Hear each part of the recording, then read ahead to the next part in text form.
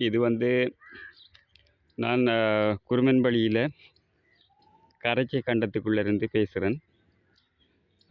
இது வந்து 63 ஏக்கர் கரைச்சி கண்டம்.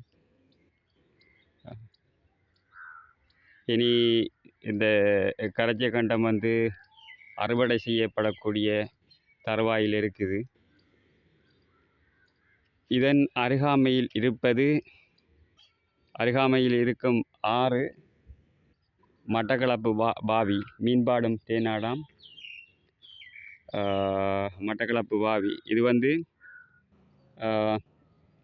அங்கால பற்றுப்பு பாலத்துக்கு அங்கால நரிப்புல் மலை என்று சொல்லப்படுற ஏரியா வரைக்கும் இந்த ஆறு ஆற்றினுடைய தொங்கல், அதாவது முடிவு அது வரைக்கும் செல்லுது. இங்கால வந்து தெற்கே பார்த்தால் அம்பாறை மாவட்டத்தில் வீரமனை வரைக்கும் இதனுடைய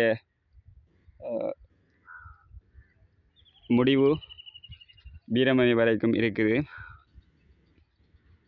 இந்த கரைச்சி கண்டம் வந்து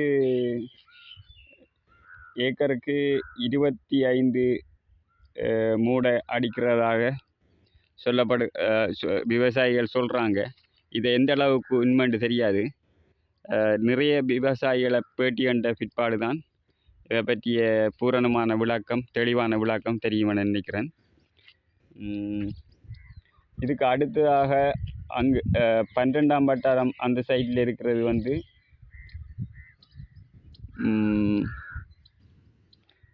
வெளிப்பத்து கண்டம். அது வந்து அதை நான் இன்னும் வீடியோ பண்ணலை. அது வந்து 60 ஏக்கர் என்று சொல்லப்படுது. அது 25 தொடக்கம் 30 ஏக்கர், ஏக்கருக்கு 25 தொடக்கம் 30 மூடை அடிக்குது என்று சொல்கிறாங்க. இது வந்து இங்கால பார்த்தா காளி கோயிலுக்கு முன்னுக்கு இருக்கிறது. இது குருமன்பள்ளி குளம். இந்த குளம் வந்து குருமன்பள்ளிக்கு சொந்தமான குளம். இந்த குளமும் இன்னொரு குளம் இருக்குது, கோடமட்டுக்கு அருகாமையில் இருக்குது. அந்த குளத்தையும் நான் வீடியோ பண்ணி உங்களுக்கு யூடியூப்பில் போடுவேன். லைக் பண்ணுங்கள், ஷேர் பண்ணுங்கள். தொடர்ந்து இது சம்பந்தமாக நான் வந்து நிறைய விடயங்களை உங்களுக்கு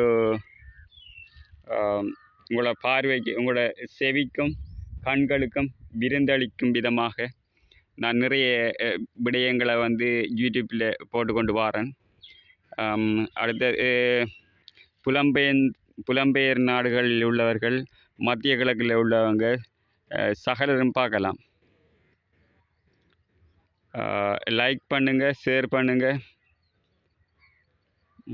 இங்கே பாருங்க, அப்படி இயற்கை இது குருமன்பள்ளி வந்து ஒரு அழகான கிராமம், சிறிய அழகான கிராமம். எங்களுடைய கிராமத்தினுடைய அழகை பாருங்கள். இங்கே பாருங்கள், யாழ்ப்பாணம் மாதிரி பனைமரங்கள்லாம் நிற்கிது. யாழ் குடாநாடு மாதிரி நிறைய பனைமரங்கள் நிற்கிது. அப்படியே இந்த ஏரியா ஃபுல்லாக இருக்குது.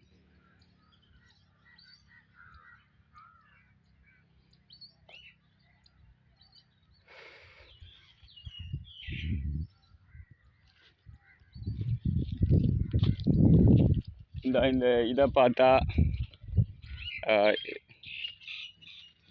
இந்த குளக்கட்டை பாருங்க. இந்த குளக்கட்டு வந்து இந்த அணைக்கட்டு வந்து அணைக்கட்டுலாம் நிறைய பனைமரங்கள்லாம் இருக்குது.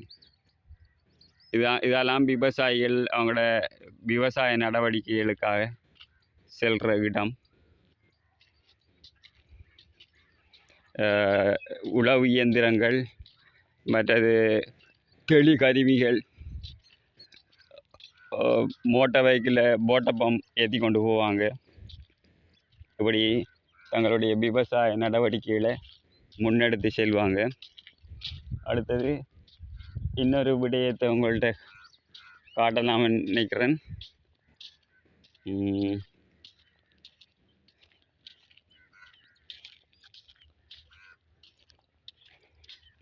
இந்த ஆலமரத்தடிக்கு போகணும்.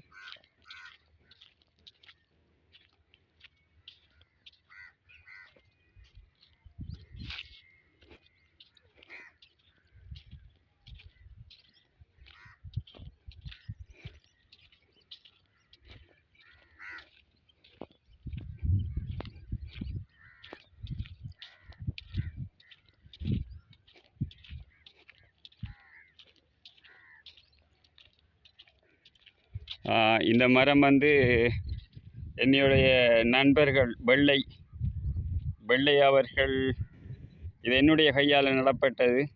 வெள்ளை டீம் தந்தவங்க இந்த மரத்தை நட சொல்லி.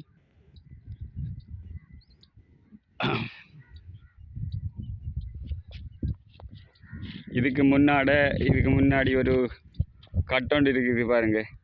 இது குருவம்பள்ளியில் வந்து ஒரு இந்த மண் வந்து அங்கால இங்காலையும் போகாமல் இந்த தண்ணி வந்து வரம்பை உடைக்காமல் இதில் வந்து கொங்க்ரீட் போட்டு கட்டியிருக்காங்க. கொங்க்ரீட் இது குருவம்பள்ளியில் வந்து கொங்க்ரீட் போட்டு ஒரு இது மாதிரி பேர்லிங் சுவர் மாதிரி. பேர்லிங் சுவர் வந்து எந்த இடத்துல இருக்கேன்னு தற்போதைக்கு எனக்கு ஞாபகம் இல்லை. படித்ததெல்லாம் மறந்துதேன். பேர்லிங் சுவர் மாதிரி ஒரு சுவர் தான் இது குருவம்பள்ளியில். Right, okay. நான் குணசிங்கம் பேசுகிறேன். இது எங்களுடைய குருமன்பள்ளி குளம். இந்த குளத்தினுடைய பெயர் வந்து புதுவழி குளம். இது வந்து முழுக்க குருமன்பள்ளிக்கு சொந்தமான குளம். ஆனால் இது வந்து எத்தனை ஏக்கர்ன்ட்டு தெரியல. இன்னொரு சந்தர்ப்பத்தில் இது எத்தனை ஏக்கர்ன்ட்டு சொல்கிறேன். இதுக்கு அடுத்ததாக இருக்கிறது 77 ஏக்கர். இதுக்கு அடுத்து இந்த மண்டபத்தடி பிள்ளையார் கோயிலுக்கு அருகாமையில் இருக்கிறது குருமன்பள்ளி மயானத்துக்கும், குருமன்பள்ளி மயானத்துக்கும், எரிவிலுக்கும், கோடமட்டுக்கும், புதுவழி குளத்துக்கும் இடைப்பட்ட பகுதியில் இருக்கிறது. அதாவது கோடமட்டினுடைய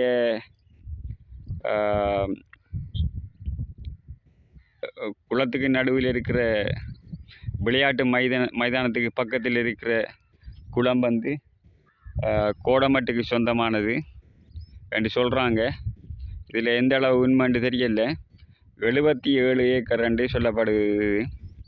அதுக்கு அங்கால வந்து பெரிய குளம் வந்து 360 ஏக்கரோ என்னொன்று தான் சொன்னாங்க, தெரியல.